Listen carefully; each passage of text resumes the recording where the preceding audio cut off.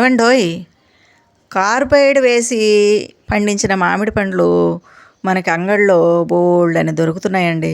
కానీ అలాంటి వాటిని తింటే అనేక అనారోగ్యాల సమస్యల బారిన పడతామన్నమాట. కాబట్టి కార్బైడ్ లేకుండా సహజ పద్ధతిలో మామిడి పండ్లను ఎలా ముగ్గబెట్టాలి, ఎలా పండ్లుగా మార్చుకోవాలి అనే వీడియో నా ఛానల్లో ఉంది. మీరందరూ చూసేయండి. అయితే ఆ విధంగా సహజ పద్ధతిలో కార్బైడ్ లేకుండా నేను మాగబెట్టినటువంటి పండ్లు ఈ విధంగా కుళ్ళిపోయాయండి. మరి ఈ కుళ్ళిపోయిన పండ్లు చూడగానే అందరూ బాధపడతారు, కానీ నేను మాత్రం చాలా హ్యాపీ ఫీల్ అయ్యానండోయ్. ఎందుకంటే నా ఫ్రెండ్స్కి ఇవంటే చాలా ఇష్టం అండి, ఎంతో ఇష్టంగా తింటాయన్నమాట. అందుకని ఈ పండ్లను నేను దాచిపెట్టాను. ఇంతకీ మీ ఇంట్లో ఏమైనా బజార్ నుంచి తెచ్చుకున్న పండ్లు లేదా ఇంట్లో మీరు మాగబెట్టిన పండ్లు ఈ విధంగా మాగిపోతే, కుళ్ళిపోతే వాటిని ఏం చేసుకోవాలో ఈ వీడియోలో మీకు నేను వివరించేస్తాను. మీరంతా నా ఛానల్కి వచ్చి ఓ లుక్కేసి ఓ లైకేసి వెళ్ళాలండోయ్. అయితే మనకి ఏ చెట్టు ఉన్నా కానీ బోల్డ్ అంత పూత పూస్తుంది, పిందెలేస్తాయి, కాయలు కాస్తాయండి. కానీ అవన్నీ నిలబడతాయా చెప్పండి? దాంట్లో సగానికి పైగా రాలిపోతూ ఉంటాయి. అది సృష్టి ధర్మం అండి, కొన్ని మాత్రమే నిలబడతాయి. అదేవిధంగా మనం మాగబెట్టినటువంటి మామిడి పండ్లు కావచ్చు, ఏ పండ్లైనా సరే, ముఖ్యంగా మామిడి పండ్లు కుళ్ళిపోవడానికి కారణాలు ఉంటాయండి. మనకు తెలియక కొన్ని లేతకాయలు కోసేస్తూ ఉంటాం. ముదరకుండా కోసేసినటువంటి లేతకాయలను ఈ విధంగా ముగ్గబెట్టినట్లయితే మీరు ఏ పద్ధతిలో పెట్టినా సరే అవి కుళ్ళిపోతాయండి. రెండోది, మనకు తెలియకుండా చెట్ల మీదే వాటికి గాయాలు అవుతూ ఉంటాయండి. ఉదాహరణకి అకాల వర్షాలు వస్తాయి, వచ్చినప్పుడు ఆ వర్షం తీవ్రతకి దూరం నుంచి వర్షం బిందువులు పడతాయి కదండి, వాటి దాటికి వీటిపైన గాయాలు అవుతాయండి. ఇంకా వడగళ్ళు వర్షం కురిసిందనుకోండి, ఆ వడగళ్ళు పడినప్పుడు కూడా వీటికి గాయాలు అవుతాయి. పైకి చూసినప్పుడు కాయలు బాగానే ఉంటాయి దెబ్బ తగిలినట్టు, కానీ లోపల దెబ్బ తగులుతుంది. ఇంకా పక్షులు కొన్ని ముక్కుతోటి పొడి చేస్తూ ఉంటాయండి, అలాంటివి కూడా పాడైపోతాయి అన్నమాట. కాబట్టి మనకి వాటిని గుర్తించడం తెలియదు. కాబట్టి మంచి పండ్లు, ఇలా దెబ్బతిన్న పండ్లు అన్నీ కలిపేసి మనం పండబెట్టేస్తూ ఉంటామండి. కాబట్టి ఆ విధంగా కొన్ని మామిడి పండ్లు కుళ్ళిపోతాయి, కానీ చాలా వరకు పండుతాయండి. మీరు ఒక 100 కాయలు పండబెడితే అందులో 25 కాయలన్నా కుళ్ళిపోతాయండి. మిగిలిన 75 కాయలు మీకు పండుతాయి అన్నమాట. ఆ విధంగా పండినా మనకు చాలు కదండి. కానీ కార్బైడ్ అవసరం లేకుండా చక్కగా గడ్డిలో వేసి ఎలా పండించాలో నేను వీడియో పెట్టాను, నా ఛానల్లో ఉంది, చూడండి. చాలా బాగా పండినాయండి. అది కూడా నేను ఒక వీడియో చేసి పెడతాను. ఇంతకీ ఈ కుళ్ళిపోయిన మామిడి పండ్లను మీరు ఏం చేస్తారంటే, పారేయకుండా చక్కగా పొడిగా ఉన్నటువంటి ఒక బేసన్లోకి పిసికేయండి. ఇవన్నీ చేతులు తడిగా లేకుండా చూసుకుని పిసికేసి, ఈ పండ్ల గుజ్జుకి సరిపడినంత పై తొక్కలు తీసేయండి, లోపల ఉన్న గుజ్జు తీసుకోండి. ఆ పండ్ల తొక్కలకి సరిపడేంత బెల్లం తీసుకోండి. అంటే ఒక గ్లాసు పండ్ల గుజ్జు వచ్చిందనుకోండి, 1 గ్లాసున్నర బెల్లం కలపండి. ఇంకా 2 గ్లాసుల బెల్లం కలిపితే ఇంకా మంచిదేనండి. తక్కువ రేటు బెల్లం తీసుకుని ఆర్గానిక్ బెల్లం ఏదన్నా కలపండి. కలిపి దాన్ని ఒక పొడిగా ఉన్నటువంటి డబ్బాలో, ఒక ప్లాస్టిక్ డబ్బాలో కానీ గాజు సీసాలో కానీ వేసి, ఒక గాలి తగిలే విధంగా ఒక గుడ్డ మూత పెట్టి ప్రతిరోజు కలుపుతూ ఉంటే కొన్ని రోజులకి అదంతా కూడా ఒక ముద్దలాగా, ఒక హల్వాలాగా తయారవుతుందండి. దాన్ని మీరు 1 సంవత్సరం పాటు నిల్వ ఉంచుకోవచ్చు అనమాట. అదేమీ పాడవదండి.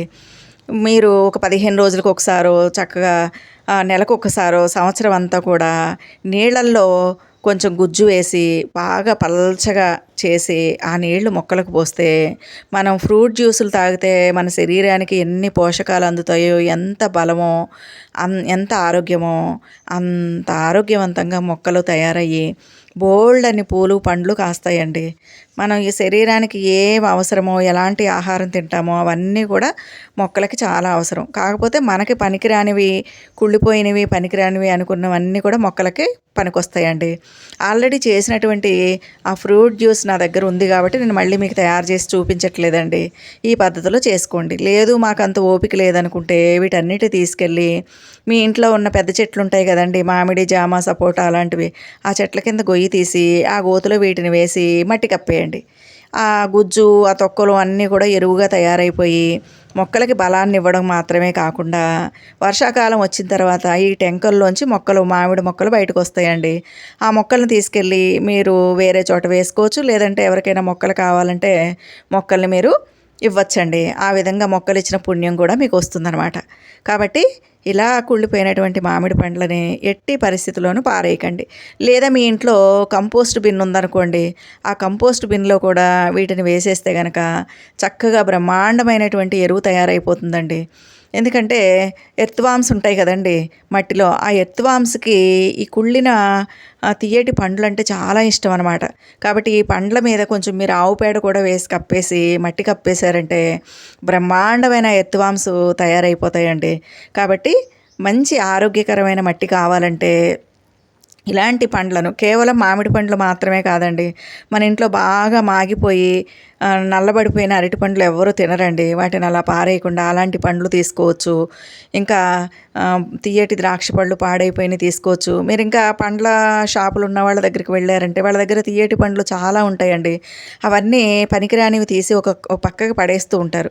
వాటన్నిటిని తీసుకొచ్చి చక్కగా ఒక టబ్లో వేసేసి అడుగున మట్టేసి దానిపైన ఇవి వేసేసి దానిపైన మళ్ళీ కొంచెం మట్టేసేసి కొంచెం ఆవు పేడ, ఎండిన ఆవు పేడ వేసేసి మళ్ళీ దానిపైన మట్టేసి అలా కప్పేసి ఉంచారంటే, కొంచెం బెల్లం నీళ్లు కనుక, బెల్లం శనగపిండి కలిపిన నీళ్లు చల్లారంటే బ్రహ్మాండమైన ఎర్త్వామ్స్ తయారైపోతాయి.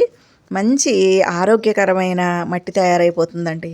ఈ మట్టిని కనుక మీరు వర్షాకాలం మొక్కలకు ఉపయోగించుకున్నారంటే మీ మొక్కలన్నీ కూడా చాలా హెల్తీగా పెరుగుతాయండి, చాలా బలంగా పెరుగుతాయి. ఇంకా పువ్వులు కాయలు పుష్కలంగా కాస్తాయి అన్నమాట. మన మొక్కలకి చీడపీడలు రాకుండా ఉండాలంటే మొక్కలకి బలమైన మట్టి ఉండాలండి. మనం చూడండి, మన శరీరం బలంగా ఉన్నప్పుడు, మంచి ఆహారం తిని బలంగా ఉన్నప్పుడు మనకి వ్యాధి నిరోధక శక్తి పెరుగుతుంది కదండి. వ్యాధి నిరోధక శక్తి ఎవరికైతే ఉంటుందో వాళ్ళకి తొందరగా ఏ రోగాలు కూడా రాకుండా ఉంటాయన్నమాట. వ్యాధి నిరోధక శక్తి తక్కువ ఉంటే అలాంటి వాళ్ళకి తొందరగా అనారోగ్యాలు అంటుకుంటూ ఉంటాయి అన్నమాట. మనలాగేనండి, మనకి మొక్కకి ఏం తేడా లేదు. మనకి ప్రాణం ఉంది, మొక్కలకి ప్రాణం ఉంది.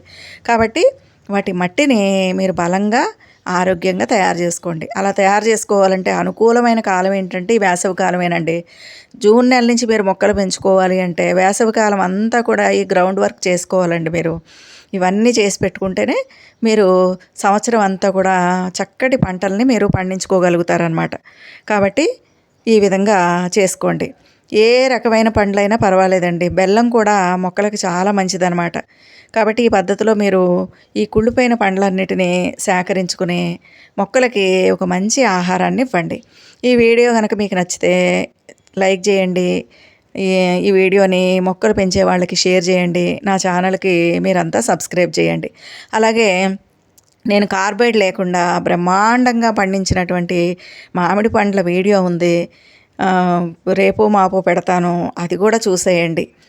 ఇంకా ఇంకా కార్బైడ్ వేసి పండించిన మామిడి పండ్లను ఎలా గుర్తుపట్టాలి, మనం సహజ పద్ధతిలో పండించిన మామిడి పండ్లను ఎలా గుర్తుపట్టాలి, ఎలాంటి మామిడి పండ్లని మన బజార్లో కొనుక్కోవాలి, వేటిని కొనుక్కోకూడదు, దీనికి సంబంధించినటువంటి వివరాలు కూడా ఆ వీడియోలో ఉన్నాయి, చూడండి. కార్బైడ్ లేకుండా సహజ పద్ధతిలో మామిడి పండ్లను పండించడం ఎలా అనేటటువంటి వీడియోలో ఈ వివరాలన్నీ ఉన్నాయండి. మరి ఉంటానండి.